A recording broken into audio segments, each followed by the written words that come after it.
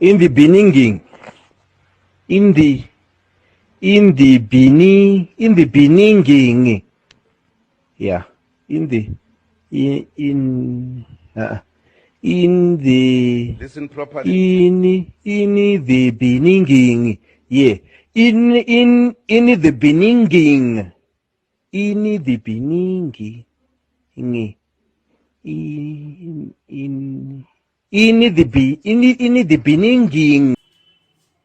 In the beginning, we are discuss about the blueprint and the question bank provided by the Chhattisgarh board of secondary education Raipur.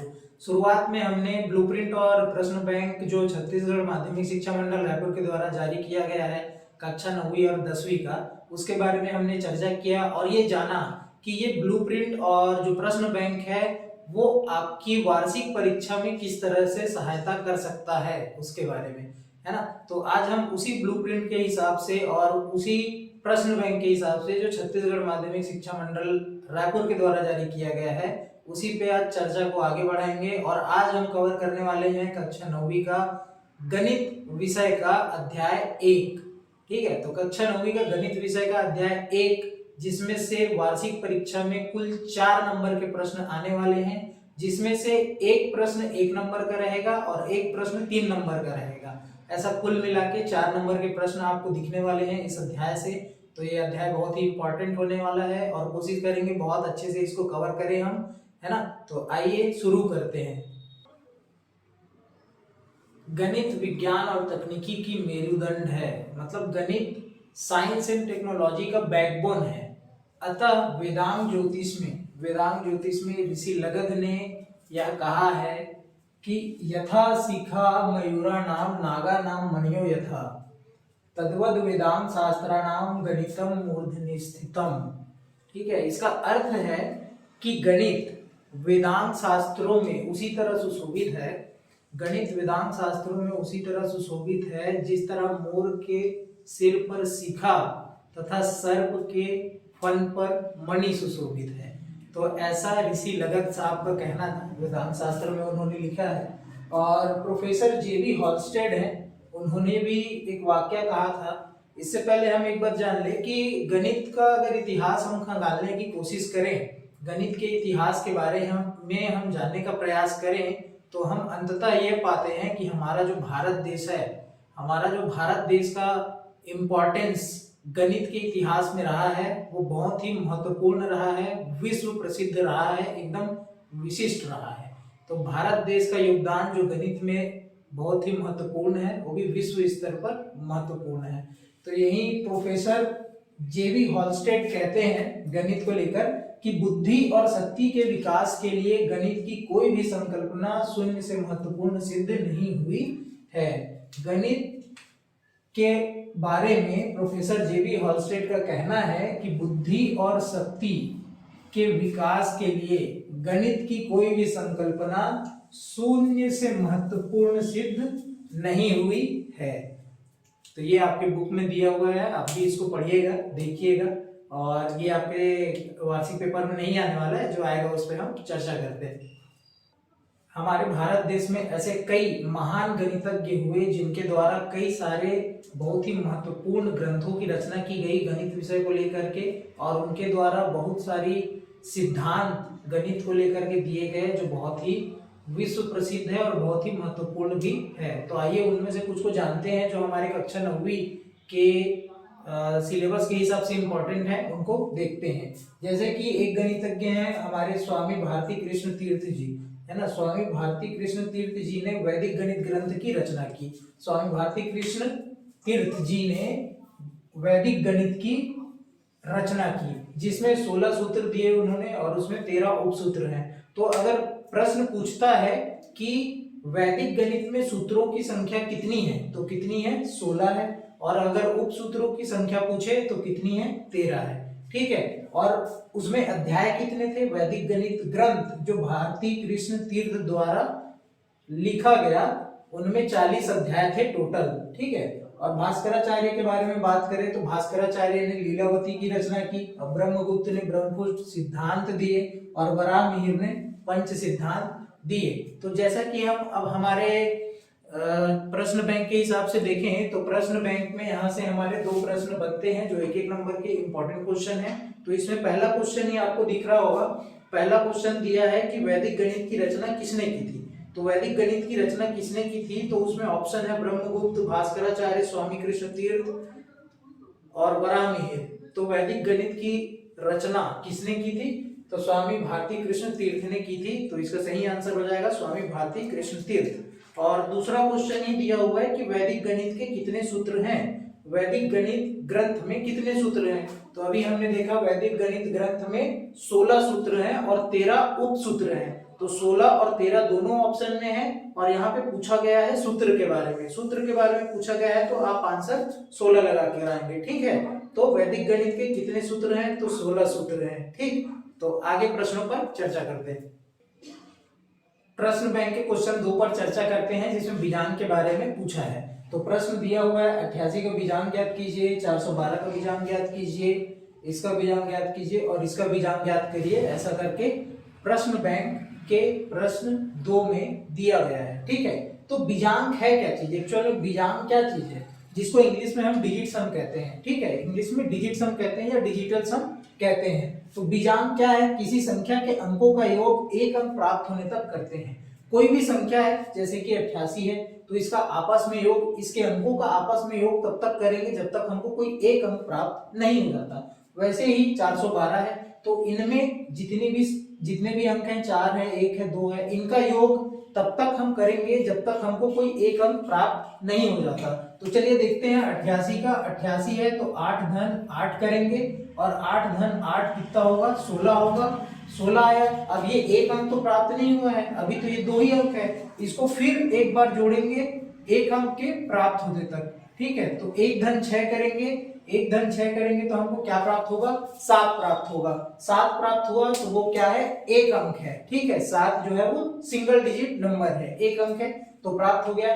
तो ऐसे हम कह सकते हैं कि 88 का बीजांग कितना है, 7 है। 88 के अंकों को हम तब तक जोड़े जब तक हमको एक अंक प्राप्त नहीं हो गया। तो बीजांग क्या चीज है, किसी भी संख्या के अंकों का योग जब तक एक अंक प्राप्त नहीं हो जाता। ठीक, तो आइए 412 का भी देख लेते हैं। 412 है तो 4 धन 1 धन 2 कितना हो जाएगा, 4 1 5 और 2 7। तो यहीं पर हमको मिल गया 7। इसका भी बीजांग कितना है, 7 है। ठीक, इसका देख लेते हैं तो 9 धन 8 धन 7 धन 5 तो कितना आ जाएगा, 9 8 9 8 17 17 और 7 24 24 और 5 29 29 मतलब 2 और 9। तो हमको अभी भी 2 अंकों की संख्या मिली। इस 2 अंकों की संख्या को जोड़ देंगे तो क्या हो जाएगा, 2 धन 9। 2 धन 9 करेंगे तो क्या मिलेगा हमको, 11। ठीक है, 11 मिलेगा। 11 फिर से 2 डिजिट का अंक है। ठीक है, तो इसको फिर ऐड करेंगे 1 + 1 कितना मिल जाएगा हमको, 2। तो 9875 का बीजांग कितना है, 2। इनमें 9875 में जितने भी अंक हैं उसको तब तक जोड़ना है जब तक हमको एक सिंगल अंक प्राप्त नहीं हो जाता। तो बीजांग किसे कहते हैं, उस संख्या के अंकों का योग एक अंक के प्राप्त होने तक करते हैं, उसे बीजांग कहते हैं। ठीक है, जैसे इसका देखिए क्या होगा, 4 धन 8 धन 9 धन 5 धन 6 धन 7 धन 0 धन 1। ठीक है, तो इसका योग हम करेंगे तो क्या मिलेगा हमको, ऐड करेंगे क्या हो जाएगा, 8 4 12 12 और 9 21 21 और 5 26 26 6 32 32 और 7 39 39 और 40 कितना हो गया, 40 आ गया। 40 आया, इसको फिर से जोड़ेंगे 4 धन 0 तो कितना आ जाएगा, इसका बीजांग 4 आ जाएगा। ठीक है, तो हमको बीजांग समझ में आया कि क्या है। बीजांग वो है किसी संख्या के अंकों का योग एक अंक प्राप्त होने तक करते हैं, उसे बीजांग कहते हैं। तो आपने बीजांग देखा, ये आपके प्रश्न बैंक में प्रश्न नंबर दूसरा है जो 3 नंबर का आ सकता है। तो देखिएगा और सॉल्व कीजिएगा और भी क्वेश्चन। ठीक, तो आगे दूसरे प्रश्न पर चर्चा करते हैं। विभाज्यता का नियम देखते हैं। विभाज्यता का नियम मतलब डिविजिबिलिटी रूल। डिविजिबिलिटी रूल मतलब कोई भी संख्या किसी से कब पूरी तरीके से भाग जाएगी बिना शेषफल बचाए। ठीक है, जैसे कि 4 2 से पूरा भाग चले जाता है, शेषफल नहीं बचता है। जैसे कि 12, 2 से पूरा पूरा भाग चले जाता है, कोई भी शेषफल नहीं बचता है। हम 30 की बात करें तो 30 जो है वो 3 से पूरा पूरा विभाजित हो जाता है, कोई भी शेषफल नहीं बचता है। तो वैसे ही विभाज्यता का नियम हम देखते हैं, डिविजिबिलिटी रूल। कोई भी संख्या 2 से कब विभाजित होगी, कोई भी संख्या कब 2 से विभाजित होगी, कोई भी संख्या का मतलब हम एक एग्जांपल ले लेते हैं। एक एग्जांपल है हमारे पास, जैसे कि 428 है हमारे पास, क्या है 428 है, ये एक संख्या है, ठीक। ये संख्या 2 से विभाजित होगी कि नहीं पूरी पूरी, कोई शेषफल तो बचेगा कि नहीं, ऐसा कुछ हम चेक करना है, ठीक है। तो विभाज्यता का नियम ये है कि 2 से वह संख्या पूरी तरह विभाजित होती है कि नहीं। तो यहाँ पर आखिरी अंक क्या है, डिपेंड करता है, आखिरी अंक क्या है 8 है। आखिरी अंक अगर सम संख्या है तो 2 से विभाजित हो ही जाएगी, है ना। तो आखिरी अंक अगर 2 से विभाजित है तो वो पूरी पूरी संख्या 2 से पूरी तरह से विभाजित हो जाएगी, ठीक। वैसे ही हम 4 का देखें तो 4 को हम क्या लिख सकते हैं, 2 की घात 2 लिख सकते हैं। तो 2 की घात 2 का मतलब ये है, 2 देखो 2 की घात यहाँ पे कुछ नहीं है, इसका मतलब क्या है 2 की घात 1 है। 2 की घात 1 है तो आखिरी का एक अंक 2 से विभाजित होना चाहिए, तो वो संख्या पूरी तरीके से 2 से विभाजित हो जाएगी। और 4 का देखें तो 2 की घात 2 दिख रहा है हमको, तो 2 की घात 2 का मतलब ये समझ में आ रहा है कि आखिरी का 2 अंक अगर 4 से विभाजित हो जाता है तो वह संख्या पूरी तरीके से 4 से विभाजित हो जाएगी। जैसे कि हमारे पास एक एग्जांपल है 836 है हमारे पास, ठीक है, एक संख्या है 836। तो 836 4 से पूरा पूरा विभाजित होगा कि नहीं होगा, होगा। हमको क्या चेक करना है, आखिरी का 2 अंक, आखिरी का 2 अंक अगर 4 से भाग चला जाता है तो वह संख्या 4 से पूरी तरह से विभाजित होगी। तो ये संख्या भी 4 से पूरी तरह से विभाजित होगी, ठीक है। 36 है, 9 चौक 36, ठीक है, क्या होता है 4 9 जा 36, तो विभाजित हो जाएगी। वैसे 8 का चेक करें तो 8 को क्या लिख सकते हैं 2 की पावर 3। 2 की पावर 3 का मतलब क्या है, कोई भी संख्या हो उसका आखिरी का 3 अंक अगर 8 से विभाजित हो जाता है तो वो संख्या 8 से पूरी पूरी विभाजित हो जाएगी, ठीक है। तो एक संख्या हम देख लेते हैं, जैसे कि 10 9 8 और 64 देख लेते हैं। ये देखिए ये संख्या है ना, ये संख्या 8 से पूरी तरीके से विभाजित होगी कि नहीं, है ना। तो विभाज्यता चेक करेंगे ये 8 से विभाजित होगी कि नहीं। तो चेक करने के लिए क्या करेंगे, हम लास्ट का 3 डिजिट को देखेंगे, लास्ट के 3 डिजिट को देखेंगे वो 8 से विभाजित होती है या नहीं। तो देखिए 8 1 जा 8, मतलब 8 एकम 8 और ये 64 है, 8 8 64, तो विभाजित हो जाएगी। तो ये संख्या 8 से पूरी तरीके से विभाजित हो जाएगी, ठीक है। तो 8 से विभाज्यता इस तरह से चेक किया जाता है। और वैसे ही हम 3 का देखें तो 3 का देखें तो क्या देखेंगे, हम संख्या का बीजांक जो है 3 से विभाजित होना चाहिए। अभी मैंने जस्ट पहले बीजांक निकालना बताया कि बीजांक कैसे निकालते हैं, डिजिट सम कैसे निकालते हैं। कोई भी संख्या है उसको जोड़ दो, ठीक है, कोई भी संख्या है उसको तब तक जोड़ो जब तक कोई एक संख्या प्राप्त नहीं हो जाती, कोई एक अंक प्राप्त नहीं हो जाती, वो उसका बीजांक कहलाता है। जैसे कि हम इसको देख लेते हैं 428 को, ठीक है। 428 को देखे तो इसको जोड़ो, क्या मिलेगा 4 2 6, 6 और 8 कितना होगा 14, 14 मतलब 4 और 1 5, तो इसका डिजिट सम क्या आ रहा है 5 आ रहा है। तो ये संख्या 3 से विभाजित नहीं होगी। अगर इसी में हम एक जोड़ दे 429 को देखें, 429 को देखें, ठीक है, तो 429 जो है वो डिवाइड हो जाएगा, 429 डिवाइड हो जाएगा कैसे, 4 2 6, 6 और 9 15, 15 मतलब 5 और 1 6, तो इसका बीजांक कितना आ रहा है 6 आ रहा है। और ये 6 जो है 3 से भाग चला जाएगा, 3 दूनी 6। तो 3 से विभाज्यता चेक करने के लिए क्या करते हैं, कोई भी हमारे पास संख्या है तो उसका हम बीजांक निकालेंगे, डिजिट सम। और अगर वो डिजिट सम जो आ रहा है, एक अंक की संख्या आ रही है जोड़ने पर, वो अगर 3 से भाग चला जाता है तो वो संख्या पूरी तरीके से 3 से विभाजित होगी, ठीक है।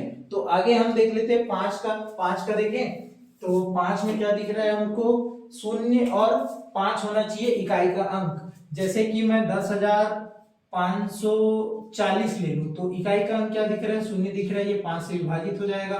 कोई भी संख्या ले लो, ठीक, इकाई का अंक 5 दिख रहा है तो ये पूरी तरीके से 5 से विभाजित होगी, ठीक। और 6 का देखें तो 6 का कंडीशन ये है कि इकाई का अंक जो है, इकाई का अंक नहीं, जो भी संख्या हो, जैसे कि कोई भी संख्या ले लिए हमने, ठीक है, जैसे कि ये संख्या ही ले लिए मान ली, तो ये संख्या अगर 2 से और 3 से पूरी तरीके से विभाजित हो जाएगी तो वो संख्या 6 से भी पूरी तरीके से विभाजित हो जाएगी। क्लियर यहाँ तक। 7 का विभाज्यता देखें तो 7 की विभाज्यता में क्या है, 3 3 अंकों की जोड़ी, का अंतर, तीन तीन अंकों की जोड़ी का अंतर, जैसे कि कोई अंक है हमारे पास, जैसे कि 842, 380, 380, इसको 849 ले लो, 382, ठीक है। ये हमारे पास कोई डिजिट है, ये डिजिट है, मतलब ये संख्या है हमारे पास, नंबर है ना। इसमें देखिए कितने 6 डिजिट हैं, तो तीन तीन का पेयर बनाइए, तीन का पेयर बन गया, और दोनों का अंतर निकालिए। तो दोनों का अंतर निकालेंगे तो हमको क्या मिलेगा, 9 में से 2 गया 7 आया, ठीक। 4 में से 8 तो जाएगा नहीं, 14 में से 8 गया, कितना बचेगा, 14 में से 8 गया 6 बचा, ठीक है। और ये 7 हो गया था, 7 में से 3 गया 4 बचा, तो कितना आया, 467 आया। तो 467 को चेक करिए, क्या 7 से वो डिवाइड हो जाएगा? अगर वो 7 से डिवाइड हो जाएगा तो ये संख्या जो है वो 7 से पूरी तरीके से विभाजित हो जाएगी, ठीक है। तो 7 से डिविजिबिलिटी चेक करने के लिए क्या है, कोई भी संख्या दी गई हो आपको, 6 नंबर की, 7 नंबर की, 8 नंबर की, तो आप तीन तीन का पेयर बनाइए और उन तीन तीन के जोड़ी का अंतर निकालिए, और अगर वो 7 से विभाजित हो जाती है तो वो संख्या 7 से पूरी तरीके से विभाजित होगी, अन्यथा नहीं होगी, ठीक। आइए चेक करते हैं 9 से विभाज्यता। 9 से कोई संख्या कब विभाजित होगी, जब संख्या का बीजांक 9 से विभाजित होगा। किससे विभाजित होगा, 9 से विभाजित होगा। तो हमारे पास एक संख्या है, मान लीजिए 4446, ये संख्या है, तो ये संख्या 9 से विभाजित होगी कि नहीं, हम कैसे चेक करेंगे? तो हम क्या करेंगे, इसका डिजिट सम निकालेंगे। डिजिट सम का मतलब क्या है, बीजांक निकालेंगे। बीजांक मतलब इन सबको जोड़ देंगे, 4 4 8 4 12, 12 और 6, 12 और 6 कितना होगा, 18, 18 होगा, है ना। 18 का बीजांक कितना आएगा, 1 धन 8, मतलब 9 आया। तो इस संख्या का बीजांक कितना आया, 9, जो 9 से विभाजित हो जाएगी। तो 9 से विभाज्यता कैसे चेक करेंगे, किसी भी संख्या का बीजांक अगर 9 से विभाजित होता है तो वो संख्या 9 से पूरी तरीके से विभाजित होगी, ठीक है। आइए तो प्रश्न बैंक में आपके जो क्वेश्चन है इससे संबंधित उस प्रश्न को हल कर लेते हैं। तो आइए आपके क्वेश्चन बैंक का प्रश्न देखते हैं, है ना। क्वेश्चन बैंक के प्रश्न में क्या दिया हुआ है, संख्या 4441 में क्या जोड़ा जाए कि संख्या 9 से पूर्णतः विभाजित हो जाए। तो 9 से पूर्णतः विभाजित हो जाए, तो अभी हमने क्या पढ़ा, विभाज्यता का नियम पढ़ा, डिविजिबिलिटी रूल पढ़ा, जिसमें हमने क्या देखा, डिविजिबिलिटी रूल में कोई भी संख्या 9 से पूरी तरीके से कब विभाजित होगी, जब उस संख्या का बीजांक 9 से विभाजित होगा, तब वह संख्या 9 से पूरी तरीके से विभाजित होगी। तो जैसे हम देखें, यहाँ पे दिया है 4 4 1, इसका बीजांक अगर हम निकालें तो 4 धन 4 धन 4 धन 1, क्या मिल जाएगा हमको, 4 4 8 4 12 और 1 13 मिल जाएगा। तो इसका बीजांक कितना आ रहा है भाई, 4 आ रहा है इसका बीजांक। तो इसका बीजांक अगर 4 आ रहा है तो ये 9 से पूरी तरीके से विभाजित तो होगी नहीं, ठीक। तब इसमें क्या जोड़ा जाए कि ये 9 से विभाजित हो जाए, तो इस बीजांक को हमको क्या बनाना पड़ेगा, 9 बनाना पड़ेगा। तो 9 बनाने के लिए इसमें क्या जोड़ना पड़ेगा, ऑप्शन देखते हैं, ऑप्शन भी है हमारे पास। ऑप्शन ए है 9, तो क्या हम 4 में 9 जोड़ेंगे तो उसका बीजांक हमारा 9 से विभाजित हो जाएगा। 4 में 9 जोड़ने पे कितना आएगा, 13 आएगा, ठीक है। 4 में 9 जोड़ने पे 13 आएगा, फिर 3 और 1 4 हो जाएगा, तो नहीं होगा, तो ये ऑप्शन कैंसिल, ठीक। अब दूसरा ऑप्शन देखते हैं 13, 4 में 13 जोड़ेंगे तो कितना हो जाएगा, 17 हो जाएगा। 17 17 7 और 1 इसको जोड़ेंगे तो 8 आ जाएगा, जो 9 से विभाजित नहीं होगा। और अगर 4 देखते हैं, ये भी नहीं होगा, है ना। तो 4 देखें, तो 4 देखते हैं, 4 में 4 जोड़ेंगे तो कितना होगा, 8 होगा, तो 8 भी 9 से विभाजित नहीं होगा, तो ये ऑप्शन भी कैंसिल। तो बचा हमारे पास एक ही ऑप्शन डी, जो है 5, तो यही इसका आंसर होगा। और आंसर भी कैसे होगा, 4 में हम जब 5 जोड़ देंगे, 4 में 5 जोड़ेंगे तो ये कितना आ जाएगा, 9, इसका बीजांक कितना आ गया, 9, जो 9 से विभाजित हो जाएगी। तो हमारा आंसर क्या हो जाएगा, डी, ठीक है। तो 4441 में 5 जोड़ने पर संख्या 9 से पूर्णतः विभाजित हो जाएगी, ठीक है। आगे बढ़ते हैं।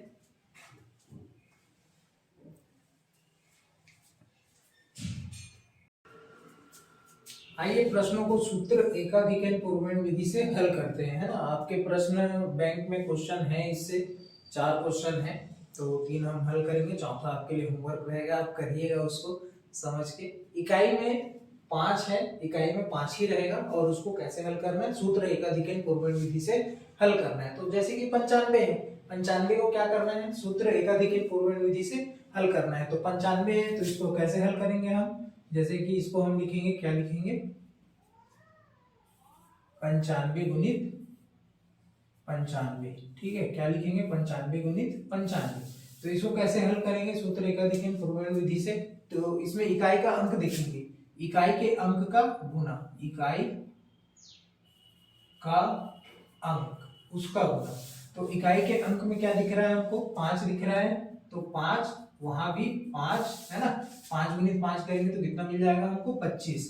तो दाएं पक्ष में क्या आ जाएगा हमारे पास 25 आ जाएगा, ठीक है 25 आया। और दहाई के अंक में देखें तो दहाई का अंक गुणित 1 अधिक दहाई के अंक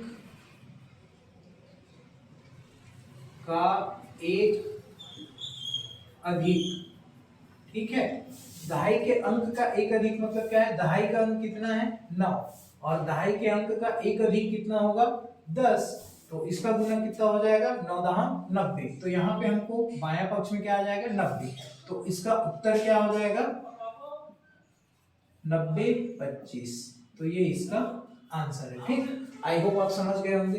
85 का देखते हैं, है ना। 85 का क्या है, 85 गुणित 85, 85 गुणित 85 करेंगे तो इकाई का अंक क्या दिख रहा है हमको 5 ही दिख रहा है। तो इकाई का अंक क्या हो जाएगा,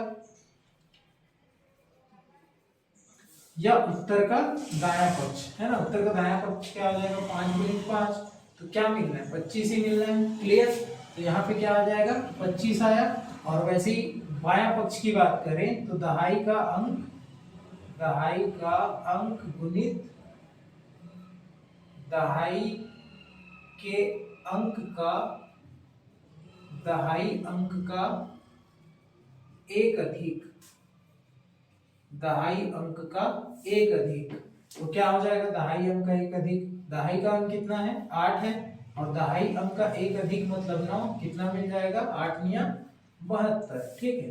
तो यहाँ पे आंसर क्या आ जाएगा 72 बाएं पक्ष में, ठीक है। तो उत्तर क्या है हमारा, उत्तर हो जाएगा 72 25, ये हमारा उत्तर है, ठीक है।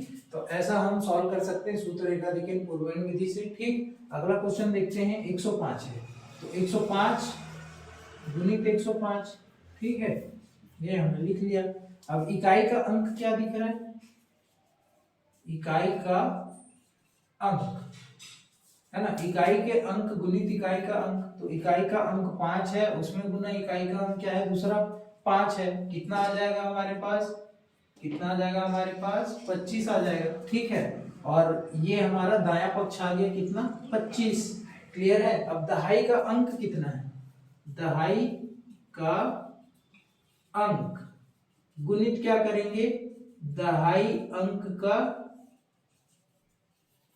1 अधिक, दहाई अंक का 1 अधिक, तो दहाई का अंक क्या है हमारे पास 10 दिख रहा है, इकाई का अंक हमने क्या लिया है 5, इकाई का अंक हमने 5 लिया और इकाई के अंक का गुना किया तो कितना आया 25। और उसके बाद उत्तर का बायां पक्ष निकालने के लिए क्या करेंगे दहाई का अंक गुणित दहाई के अंक का 1 अधिक, तो दहाई का अंक किसको लेंगे 10 को लेंगे, गुणित 10 का 1 अधिक कितना 11, तो कितना मिलेगा 11 दहाम 110, क्लियर है। तो बाएं पक्ष में क्या आएगा 110, तो इसका उत्तर हम क्या लिखेंगे, ठीक है। आई होप आपको समझ में आया होगा। दूसरा क्वेश्चन अगर मिले आपको एकाधिक पूर्वण विधि से जिसका इकाई 5 हो तो आप उसको हल कर पाओ, ठीक। तो आगे बढ़ते हैं और विधि को देखते हैं आपके प्रश्न बैंक के हिसाब से। सूत्र ऊर्ध्व तिर्यगभ्याम, ठीक है, सूत्र ऊर्ध्व तिर्यगभ्याम विधि, ठीक। इंग्लिश में भी इसको यही बोला जाता है, ठीक, तो इंग्लिश में भी यही बोला जाता है। उसको हल करना हम सीखेंगे कि कैसे हल करते हैं। और प्रश्न बैंक में आपके ये क्वेश्चन है, 2 क्वेश्चन है जो आपको 3 नंबर का आ सकते हैं। विधि आपको जानना है, विधि जान गए आप कैसे करते हैं हल इसको, और हल करना आप सीख गए तो प्रश्न इस विधि से कैसे भी है आप उसको बना लेंगे, ठीक है। तो हम देखते हैं आपके प्रश्न बैंक में जो क्वेश्चन है, एक 97 गुणित 37 है और एक क्वेश्चन है 812 गुणित 453। तो 97 गुणित 197 गुणित 37 को देखते हैं, तो हम कैसे देखेंगे हल करते हैं इसको, कैसे करेंगे हल हम इसको 97 गुणित 37, ये है ठीक 97 गुणित 37। तो अब इसको अलग अलग बांट के लिखना है, एक बार 97 लिखे, 2 डिजिट वाला है तो ध्यान दीजिएगा 2 डिजिट वाले को कैसे हल करते हैं, फिर 3 डिजिट वाला भी देखेंगे। ठीक, 97 और ये 37 हमने लिख दिया। फिर ये 7 इकाई के अंक को एक बार फिर लिखे यहाँ पे, इसमें के इकाई अंक को फिर लिखे। ठीक, उसके बाद यहाँ पे देखेंगे तो दहाई का अंक क्या है, 9 है, एक बार इसको लिख दिए। दहाई का अंक 3 है, उसको एक बार यहाँ लिख दिए। ठीक है, अब क्या करना है, इसका गुना इसके साथ करेंगे और यहाँ पे तिर्यक गुना होगा और इनका योग करेंगे और इसका यहाँ पे सीधे सीधे गुना होगा। तो कितने पार्ट में दिख रहा है, 3 पार्ट में। तो हम यहाँ पे 3 खंड बना लेंगे। ये हमारे पास 3 खंड हो गया, 1 2 और 1 3। ठीक है, ये 3 खंड हो गया हमारे पास, ये ऐसा। ठीक, तो 7 का पहाड़ा पढ़ेंगे 7 बार, है ना। पहले 7 का गुना करेंगे 7 बार, तो 7 7 कितना हो जाएगा, 49। ठीक है, इन दोनों का गुना किए क्या आया हमारे पास, 49 आया। तो 49 का इकाई में क्या लिखेंगे, 9। हासिल कहाँ गया हमारे पास, 4, यहाँ पे हासिल आ गया। ठीक है, ये आ गया।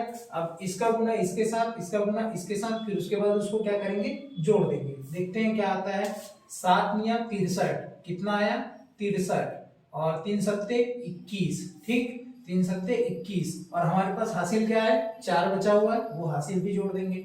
कितना आ जाएगा हमारे पास, 4, 3 और 1 4 और ये 4 8, 6 और 2 8। ठीक है, तो 88 आ गया। तो 88 का क्या आया, 8 यहाँ पे आया, हासिल में जो 8 है वो कहाँ आया, यहाँ आया। क्लियर है। ठीक, अब इसको देखते हैं। 3 निया 27, 3 का गुना 9 के साथ करेंगे तो क्या मिलेगा, 3 निया 27 मिलेगा। 27 में क्या जोड़ना है, हासिल में हमारे पास 8 बचा है, वो जोड़ना है। 8 यहाँ जोड़ देंगे। 7 में 8 जुड़ेगा तो कितना आएगा, 15। 15 का 5, हासिल आया 1, 2 में 1 जुड़ा, कितना हो गया, 3। ठीक, कितना आ गया, 35। तो यहाँ पे कितना आ गया, 35। तो उत्तर क्या रहा इसका, उत्तर की बात करें तो क्या रहा, ये इसका उत्तर है। ठीक, क्लियर। वैसे हम इस प्रश्न को देखते हैं, तो इसको देखते हैं क्या आएगा, हम हल करके देखते हैं इसको। कितना है, 812 है गुणित 453, ये है। ठीक, तो यहाँ पे 3 डिजिट है। 2 डिजिट वाला देखा हमने कैसे हल हुआ, अब यहाँ पे 3 डिजिट वाला देखेंगे कैसे हल करेंगे इसको। तो सबसे पहले हम क्या करेंगे, जो क्वेश्चन है सीधा सीधा उसको देखते हैं। 812 है तो चुपचाप एक बार 812 हम लिख लेंगे और एक बार 453 उसके नीचे हमने लिख लिया। ठीक है, ये हुआ। अब उसके बाद ये 3 डिजिट है तो क्या करेंगे, 2 डिजिट का लेंगे। अब ये 2 डिजिट को लेंगे, यहाँ पे 2 डिजिट को लेंगे तो कितना हो जाएगा, ये 12। ठीक, तो यहाँ का भी 2 डिजिट लेंगे, कितना हो गया, 53। ठीक, अब यहाँ पे सिंगल डिजिट जो बचा है इकाई, इसका ये इकाई को एक बार यहाँ, इसके इकाई को एक बार यहाँ। क्लियर है। वैसे यहाँ पे अब ये 2 डिजिट को लेंगे और इधर लिखेंगे तो कितना लिखेंगे, 81 और यहाँ पे कितना आ जाएगा, 45। क्लियर। उसके बाद इसका एक डिजिट लिखेंगे 8, इसका एक डिजिट लिखेंगे 4। क्लियर है। अब गुना कैसे करना है, गुना कैसे करना है, यहाँ इसका सीधा गुना करना है। ठीक, यहाँ पे इसका तिर्यक गुना करना है इसके साथ, इसका गुना इसके साथ और फिर जोड़ देना है जो भी अंक आएगा उसको। ठीक, अब इसमें आते हैं तो ये 3 का गुना किसके साथ होगा, 8 के साथ होगा। ये 5 का गुना 1 के साथ होगा सीधा और 4 का गुना 2 के साथ होगा तिर्यक। ठीक है, और जो भी गुना करने के बाद आएगा उसको जोड़ देंगे। ठीक, और उसके बाद यहाँ देखिए तो 5 का गुना 8 के साथ, 4 का गुना 1 के साथ और जोड़ देंगे। उसके बाद 4 का गुना यहाँ पे 8 के साथ। क्लियर है। तो ऐसे हम इसको हल करेंगे। तो इसको कितने भाग में डिवाइड करना पड़ेगा, 1 2 3 4 5। तो 5 खंड में इसको डिवाइड कर दो।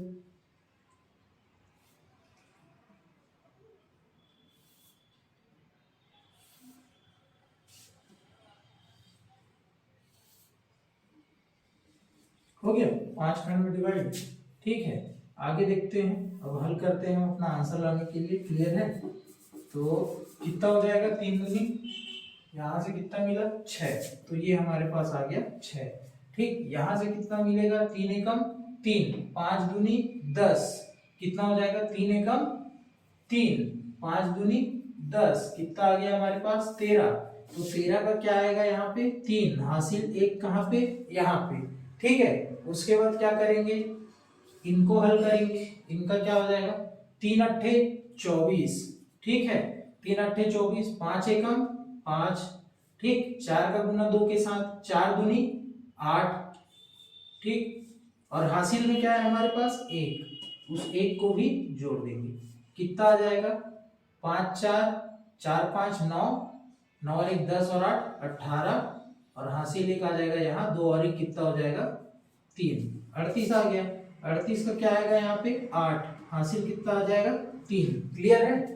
फिर इसको हल करते हैं, इसको देखिए 5 अट्ठे कितना हो जाएगा 40, 4 एकम 4, और हासिल हमारे पास कितना है भाई 3, उसको भी जोड़ देंगे, 4 3 कितना हो गया 7, और 4 का 4 कितना आ गया 47। 47 का क्या लिखेंगे 7 लिखेंगे यहाँ पे। हासिल में क्या आ जाएगा हमारे पास 4 आ जाएगा हासिल में। अब इसको हल करेंगे, 8 चौक कितना होगा 32, ठीक।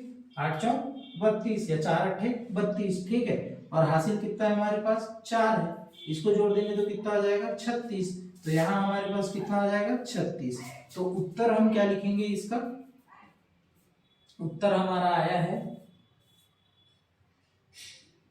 3,67,836, ये हमारा उत्तर आया है।